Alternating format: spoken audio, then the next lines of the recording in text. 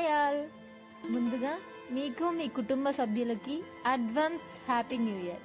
ప్రతి నిమిషం విలువైనది, అలాగే ప్రతి క్షణాన్ని విజయం వైపు అడుగు వేయాలని కోరుకుంటూ once again wish you A happy new year to everyone. ఇంకా మనం వీడియో స్టార్ట్ చేద్దామా? మన దేశంలో హిందూ సాంప్రదాయం చాలా గొప్పది, అలాగే చాలా ప్రసిద్ధి చెందిన టెంపుల్స్ ఉన్నాయి. ప్రతి టెంపుల్లో పాజిటివ్ ఎనర్జీనే ఉంటుందని మనం అనుకుంటాం, కానీ నెగిటివ్ ఎనర్జీ ఉన్న టెంపుల్స్ కూడా ఉన్నాయని మీకు తెలుసా? ఇవన్నీ తెలుసుకోవాలి అనుకుంటున్నారా? అయితే అంతకంటే ముందు ఈ వీడియోని లైక్ చేయండి, షేర్ చేయండి అండ్ మా ఛానల్ ని సబ్స్క్రైబ్ చేసుకోండి. ఇలాంటి మరిన్ని మిస్టీరియస్ స్టోరీస్ అప్డేట్స్ కోసం పక్కనే ఉన్న బెల్ ఐకాన్ ని క్లిక్ చేయండి. హలో ఆల్, ఇప్పుడు మనం డిస్కస్ చేయబోయేది దైవత్వానికి మరియు దుష్ట శక్తుల నమ్మకాలకు ఫేమస్ అయిన టెంపుల్. అదే మెహందీపూర్ బాలాజీ టెంపుల్. ఇది రాజస్థాన్ లోని దౌసా డిస్ట్రిక్ట్ లో ఉంది.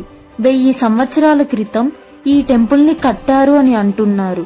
అప్పట్లో గోపాల్జీ అనే రైతుకి మెహందీపూర్ గ్రామ సమీప అడవుల్లో హనుమంతుని రాతి విగ్రహం కనిపించిందంట. కాలం గడిచే కొద్దీ ఆ ప్రాంతంలో చిన్న టెంపుల్ ని నిర్మించి అక్కడ విగ్రహాన్ని ప్రతిష్ఠించారంట. ఇది విన్నాక మీకు డౌట్ రావచ్చు, హనుమంతుని విగ్రహం అంటుంది, మళ్ళీ బాలాజీ టెంపుల్ అంటుంది ఏంటా అనుకుంటున్నారా? ఎందుకంటే హనుమంతుని విగ్రహం చాలా శక్తివంతమైనదని అక్కడ ప్రజలు నమ్ముతున్నారు.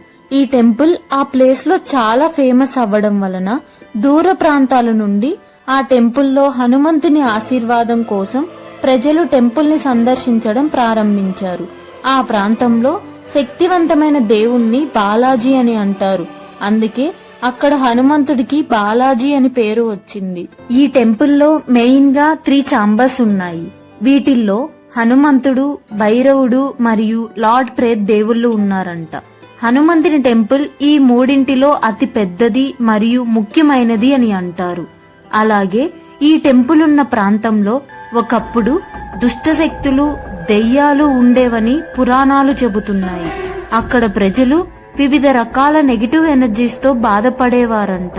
అయితే అక్కడ ఉన్న ప్రజలు వాళ్లకు పట్టిన దెయ్యాలను, భూతాలను వదిలించమని ఆ టెంపుల్ పూజారిని అడగగా ఆ పూజారి ఒక ఆచారాన్ని నిర్వహించారు. ఆచారం విజయవంతం అవ్వడంతో అక్కడ స్థానికులు ఈ టెంపుల్ కి దుష్ట శక్తిని మరియు చేతబడిని దూరం చేసే శక్తి ఉందని నమ్ముతున్నారు. అయితే మీకు ముందు చెప్పినట్టుగా 3 గదులే కాకుండా ఇక్కడ 4వ గది కూడా ఉందంట. ఈ గది నుంచి పెద్ద పెద్ద అరుపులు, కేకలతో కూడిన వింత వింత శబ్దాలు చేస్తూ స్వాధీనపరుచుకున్న స్త్రీ పురుషులు ఉంటారు. వాళ్ళు గోడలకు తలలు కొట్టుకుంటూ ఉంటారంట, అయినా వాళ్ళు నవ్వుతూనే ఉంటారంట. ఈ మొత్తం దృశ్యాన్ని మీరు చూస్తే మనకి గూస్ బంప్స్ వస్తాయి. అలాగే ఎవరైనా హార్ట్ పేషెంట్లు ఉంటే వాళ్ళు ఇంకా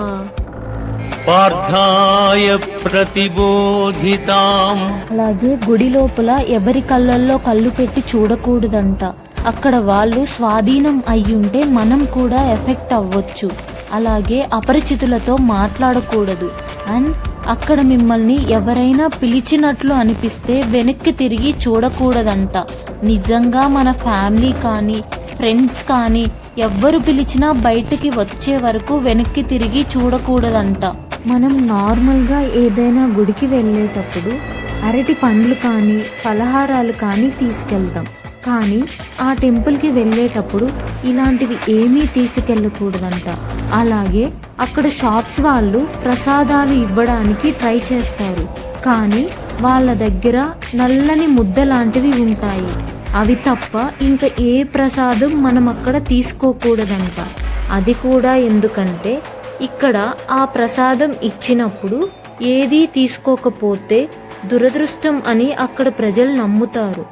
అలాగే అక్కడ తీసుకున్న నల్లటి ముద్దలని ఒక చోట అగ్ని ఉంటది, అందులో వేసేయాలంట. అలాగే ఆ ఊర్లో మనకి ఆకలేసి తినడానికి ఏవైనా కొన్నారు అంటే లైక్ వాటర్ బాటిల్, ఫ్రూట్స్ కానీ ఫుడ్ ప్యాకెట్స్ కానీ ఆ ఊరి నుండి బయటకు తీసుకురాకుండా ఆ ఊర్లోనే పడేయాలంట.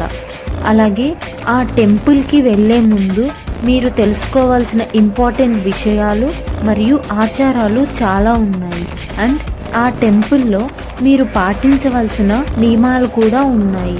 అండ్ ఇక్కడ 3 రకాల ఆచారాలు జరుగుతాయి.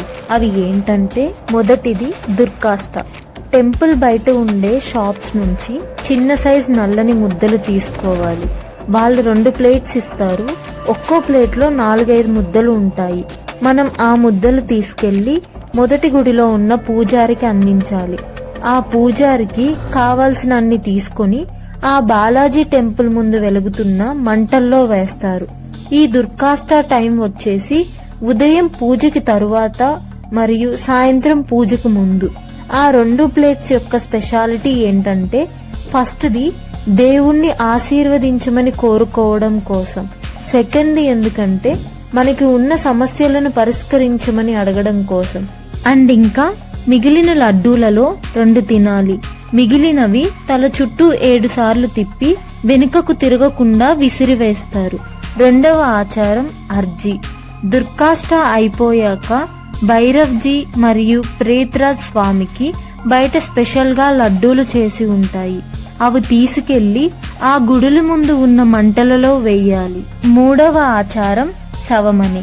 ఇక్కడ ఏంటి అంటే, ఇంతకు ముందు చెప్పిన 2 నియమాలలో దేవుడికి డైరెక్ట్ గా ప్రసాదం వెళ్ళదు, మంటలలో వేసేస్తాం. కానీ ఈ సవమనిలో మనం తీసుకువెళ్లే ప్రసాదం డైరెక్ట్ గా దేవుడి దగ్గరికి వెళుతుంది.